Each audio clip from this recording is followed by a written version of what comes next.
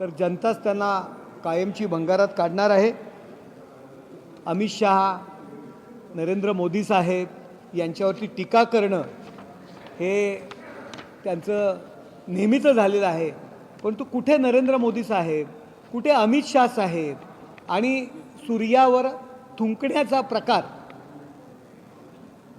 हे करत आहेत की आता आपली ताकद काय आहे, आपल्याकडे किती लोक राहिलेत, परंतु केवळ प्रसिद्धीच्या झोतात राहण्याकरता या टीका करतायत। राष्ट्रीय स्वयंसेवक संघ यापूर्वी त्यांचं कौतुक करायचे आणि आता टीका करतायत, खालच्या लेवलला जाऊन टीका करतायत। कधीही बाळासाहेबांच्या जयंतीला यांनी सभा घेतली नव्हती, परंतु आम्ही सभा जाहीर केली आणि म्हणून यांनी सुद्धा सभा घेण्याचा प्रयत्न केला, परंतु तो फसलेला आहे। असं कालचं भाषण पूर्णपणे त्यांचं फसलेलं आहे। केवळ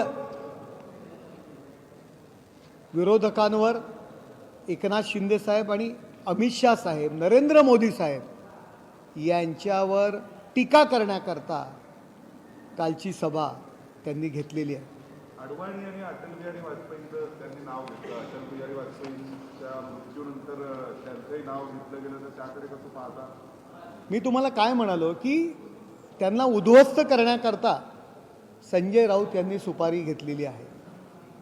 काल श्यामाप्रसाद मुखर्जी, अटल बिहारी वाजपेयी, लालकृष्ण अडवाणी आणि प्रमोद महाजन जे बाळासाहेबांचे मित्र होते, या सगळ्यांवर त्यांनी काल टीका केलेली आहे। नेहमी नरेंद्र मोदी साहेब, अमित शहा यांच्यावर तर टीका करतात, परंतु काल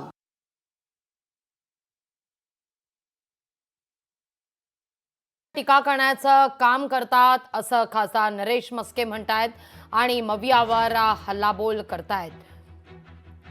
उद्धव ठाकरे यांच्या भाषणावर सुद्धा त्यांनी निशाणा साधलेला आहे। तर नरेश मस्के यांचा मवियावर घणाघात आहे।